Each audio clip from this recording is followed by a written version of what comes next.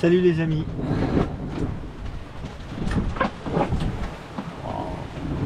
Nous sommes le 26/11, donc le 26 novembre 2024.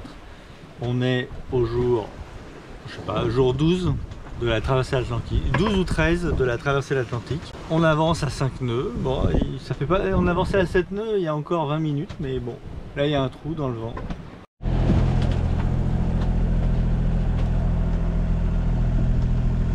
Cette nuit on s'est pris un orage qui nous a secoué assez pour déchirer une partie du taux, donc là les filles sont en pleine couture. Ouh, les dauphins, il y a des dauphins.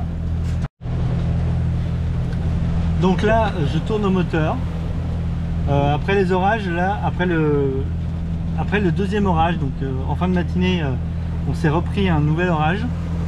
Ce coup là on était prêt.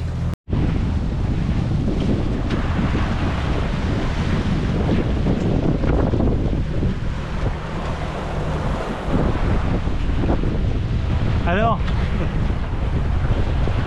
est-ce qu'on va se le prendre sur la gueule ou pas? Donc oui, je suis encore au moteur parce que je charge. J'essaye de charger un maximum pour plus avoir à rallumer ce maudit moteur après. Non, je rigole, il est bien ce moteur. Alors, c'est la première fois que je l'allume pour charger. Depuis qu'on a le bateau, c'est la première fois que j'allume le moteur pour charger les batteries. Il me semble, je me souviens pas l'avoir allumé d'autres fois. Normalement, on devrait avoir des orages cette nuit. Ouais, youpi! Là, ce coup-ci, on est quand même prêt. Autant la nuit dernière, on était prêt aussi, mais bon. Là, normalement, on est prêt.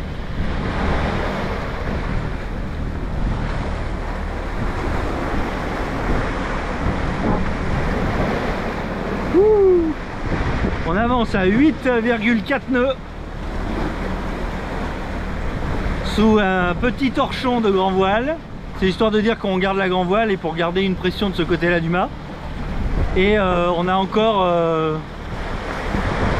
je vais dire 80% du génois tangonné. Peut-être on pourrait, on n'a plus besoin du tangon là. Mais je vais pas aller détangonner. Et on va réduire. De toute façon on sera toujours au portant, donc c'est pas grave qu'il soit tangonné, on peut le laisser et on va réduire en fonction du vent qu'on va toucher. Et je préfère cette solution d'avoir de la toile sur l'avant qui nous tire par le nez en fuite que d'avoir la grand voile. Tout à l'heure je me suis retrouvé un peu bloqué avec la grand voile, on va dire 80% de grand voile, 80% de grand voile vent arrière avec un orage. Il a fallu garder le bateau bien dans l'axe du vent pour pas risquer de départ au lof. Donc tout le travail a été de bien régler le pilote automatique pour que malgré les variations de vent dues à l'orage, je pense qu'il y a eu au moins plus de 50 degrés de variation de vent due à l'orage. Non, je dis 50, mais en fait c'est 90 degrés. Je pense qu'à un moment donné, il y avait 90 degrés de variation de vent due à l'orage. Et le but, c'était de garder le bateau bien dans l'axe du vent, toujours, pour pas qu'il puisse partir au lof.